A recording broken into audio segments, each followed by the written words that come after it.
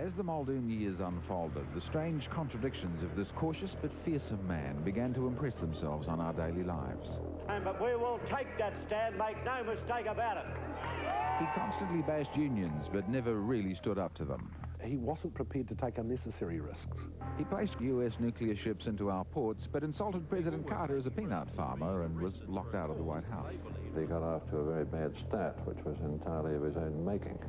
He was a very formal, proper man in most of his dealings with the machinery of government, but he rode roughshod over the rule of law. He understood rules. Didn't always observe them, but he understood them. He enacted anti-gang legislation while forming a strange and supportive relationship with Wellington Black Power. I think Sir Robert within himself felt like a bit of a gangster. He was a man of brilliance, but he surrounded himself with lesser men who were cronies rather than challengers. You know, personally, I support him, and that's it. I wouldn't be in his cabinet if I didn't. His friends were very, usually pretty shallow people that he could push around. A tight-fisted cost accountant, yet he spent huge on Think Big and borrowed more than anyone before. He had strong beliefs, and he genuinely believed that he knew what was best for the economy and for the rest of us. For the brilliant finance minister of the 60s would be politically ruined by his economic policies for the 70s and 80s. The man in charge. He was an arrogant, pig-headed, doctrinaire fool. And always there was fear. Robert Muldoon's childhood had flawed his brilliance with a mean need for control. For him, absolute power gave him absolute control, and the tool he used to hold it was fear. He had always generated fear and loathing from some of the New Zealand public. But what has never fully been explained is the extraordinary way he ruled with fear behind closed doors. He terrorised them, full stop. But he could go into caucus and the vote might be 50 to 1 and one would win. I've seen caucus members with tears running down their faces, not willing to move a muscle for fear that someone else would see them, but they were just facing straight ahead and they could do nothing about it. Ministers have approached me and said, look, would you see Mr. Muldoon about something, because we think he'll take more notice of you than them. But my feeling was, I did what they asked, but my feeling was that they were scared. There was a sort of a lingering menace in the things he said, and that could be quite frightening. I mean, there weren't too many reporters prepared to persevere in the face of that. And he had civil servants and some ministers scared stiff. And I often wonder whether this is a good way to run a country. And he could really tear people to shreds, and then he'd come back to the office and he'd laugh about it with me. He used to think it was really funny. You were dealing with a very powerful man who wanted to remain number one. Muldoon's tragedy was that by the time he gained power, his effectiveness was already in decline, although his political genius hid this for years. That, plus the tumult of those hectic times with all their controversy, and his instinct for diversion. He sort of lived, if you like, by the distraction of diversions. Part of his authority, part of his leadership was imposed as a consequence that you never knew who was going to kick next. Next, in November 76, was Colin Moyle. Don't ask me how rumours start.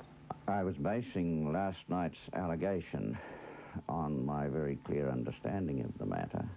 And bear in mind, when you question it, that I'm prepared to table what's on that file. His normal ferocity supercharged by alcohol, a drunken Muldoon kicked him hard and below the belt. Goaded by Labour attacks, he counterpunched, claiming Moyle had been picked up by the police for homosexual activity. There was an uproar. Muldoon would never have done that if he had been cold sober. Because he had a great compassion for his colleagues in Parliament. But Sir Robert was a creature of habit. He used to drink on Thursday nights.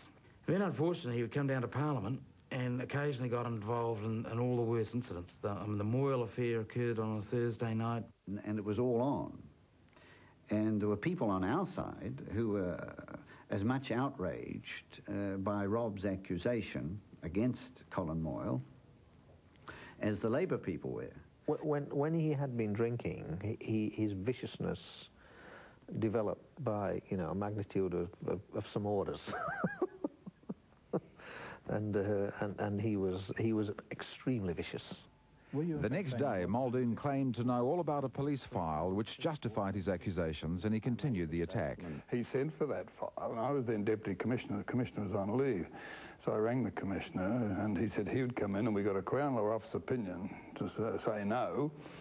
And we went up to his office with our Minister, and he wasn't very, very pleased that we wouldn't let him have that file. He never saw it. But mind you, he told people, he inferred later on he had seen it, but he never saw that file. Colin Moyle never recovered. Muldoon's own party tried vainly to curb his style. But by a delicious irony, Moyle's Mangere seat was taken by the man who would topple Muldoon. I think anyone who indulges in this kind of conduct is damaging himself and lowering the status of Parliament. But Muldoon was out of the control of his party, and the tumult of the mid-70s continued. Industrial unrest, the abortion debate, sporting contacts, and always personal attacks and media confrontation. Prime Minister, I will not have some smart aleck interviewer. But controversy was obscuring the way the economy was sliding. Debt had increased by $1.8 billion in Muldoon's first year, and the economic whiz who'd promised to restore the shattered economy was wimping out on the reforms now seriously overdue. He actually had a very strong feeling for New Zealand as it was, and he wanted to protect it as it was. So that was a sort of a built-in barrier to rapid change. The economic whiz of the 60s couldn't change for the 70s. He had absolute control, but he was out of control, and so was the economy. Ahead for Robert Muldoon, now addicted to absolute power, lay despair, drink, and destruction. Next Wednesday on part 2 of Muldoon, the Grim Face of Power, the events that led to the ultimate defeat of the politician and the man. It was the end of an era. One firm rule is never tell a lie. He wouldn't have accepted that he told lies. There's not going to be a change of government. We knew we were going to lose. That's next week on Inside New Zealand. Until then, good night.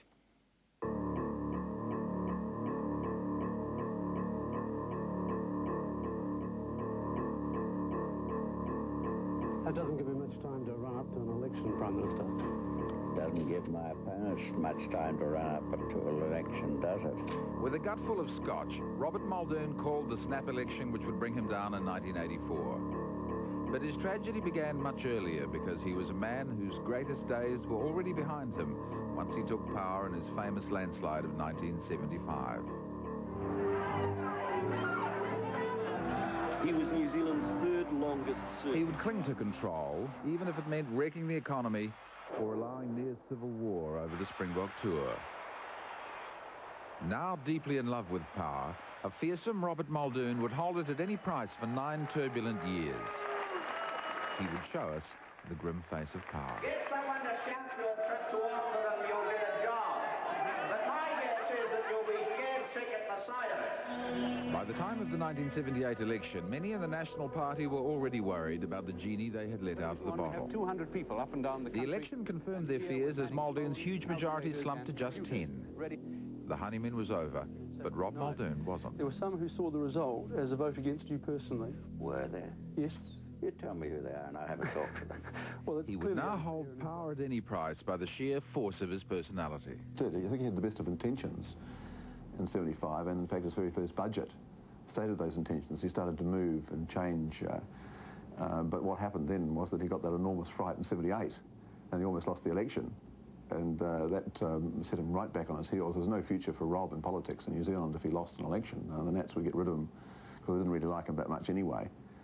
So he became the ultimate pragmatist and the interventionist, and once he got onto that slippery track, he couldn't really stop. So it was all downhill from there.